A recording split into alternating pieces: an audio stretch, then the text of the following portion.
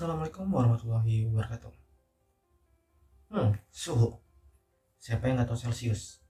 Sepertinya dari kita tahu ternyata Celcius merupakan salah satu dalam pengukuran suhu. Pembahasan kali ini tidak seperti materi biasanya. Disclaimer, pembahasan ini akan lebih fokus ke seorang muslim. Ya, silakan nanti share kalau pembahasan video ini menarik. Kita mulai dari apa itu suhu. Ada panas dan ada dingin. Bagaimana kita tahu? Suhu atau temperatur adalah satuan besaran pokok pada fisika yang menyatakan panas dinginnya suatu objek. Bagaimana menentukan objektivitas suhu udara dingin dan suhu udara panas? Secara kualitatif, kita dapat mengetahui bahwa suhu adalah sensasi dingin atau hangatnya sebuah benda yang dirasakan ketika menyentuhnya. Nah, secara kuantitatif atau perhitungan, kita dapat mengetahuinya dengan menggunakan termometer. Ya, seperti ini. Nah, kita tahu bahwa sifat suhu udara panas dan suhu udara dingin ini mempunyai massa yang berbeda.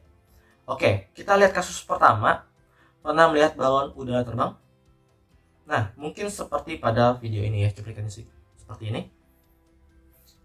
Kita lanjut lagi ke kasus yang kedua. Seperti ini.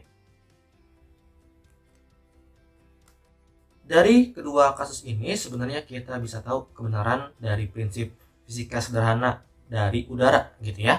Prinsip yang digunakan itu adalah udara panas lebih ringan daripada udara dingin. Kamu pernah gak sih tidur di lantai? Pasti pernah dong. Nyaman banget kan? Dan bahkan cenderung adem.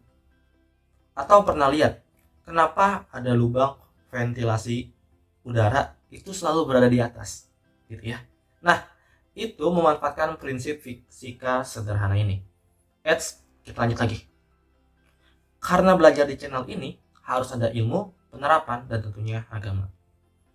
Kalian pernah melihat kenapa ketika terjadi kebakaran dan di ruangan sudah terpenuhi oleh banyak asap gitu ya, maka yang kita lakukan diharuskan merunduk. Kenapa? Kita berpikir lagi ya. Jika ada asap, merunduklah karena udara bersih itu akan selalu berada di bawah. Makanya ketika emang lagi terdesak banget gitu ya, dan udara di sekitar udah mulai tercampur aduk oleh panas gitu ya, usahakan merunduk ya. Jadi suhu yang baik sebenarnya ini ada di tingginya 30 cm gitu ya. Semoga kalian bisa mengkoreksi jika pernyataan saya salah yang 30 cm. Oke, selanjutnya ya kita akan lanjut. Ini bisa dilihat dari sumbernya, seperti ini ya sumbernya. Nah, kalian bisa merunduk untuk menghindari pingsan karena oksigen yang kurang. Menarik gak? Ternyata ada hubungannya loh dengan keselamatan ya. Ternyata kita mau menerapkannya pada keselamatan saat terjadi kebakaran. Lanjut, dari kita merunduk itu hampir sama kayak ketika kita ruku dan sujud. Loh, kok bisa sampai ke ibadah hubungannya? Kita akan bahas lagi selanjutnya. Di posisi sujud, oksigen mempunyai suhu yang rendah itu dari 5 derajat Celcius sampai dengan 28 derajat Celcius. Di posisi itu, oksigen akan berada ketinggian rendah pada posisi kalian saat ini ya. Jadi kan setiap daerah tentunya beda-beda, makanya kenapa ketinggian rendahnya pada posisi kalian saat ini. Nah, dikutip dari Jumini dan Munawaroh pada tahun 2018 dengan judul Analisis Faktor dalam Gerakan Sholat Terhadap Kesehatan. Ini ada terbit di Jurnal Kajian Pendidikan Sains volume 4 nomor 2 ya. Halamannya 123 sampai 134. Pertama, posisi sujud ini berguna untuk memompa getah bening ke bagian leher dan ketiak gitu ya. Nah, posisi jantung di atas otak ini menyebabkan daerah yang kaya oksigen bisa mengalir secara maksimal ke otak. Ya, aliran ini berpengaruh pada daya pikir seseorang. Oleh karena itu, sebaiknya lakukan sujud dengan tumaninah. Tidak tergesa-gesa agar darah cukup jumlahnya di otak.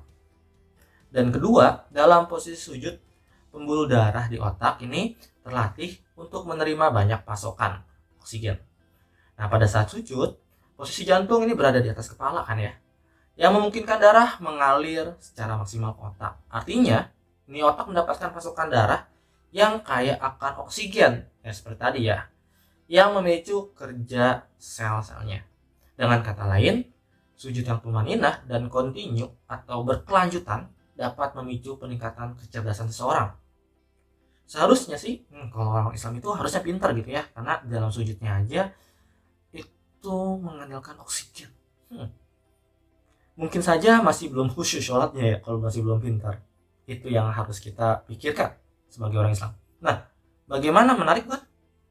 Ternyata penerapan dan agama itu akan selalu berbanding lurus ya teman-teman. Tinggal bagaimana manusianya itu sendiri yang mau mencari atau tidaknya.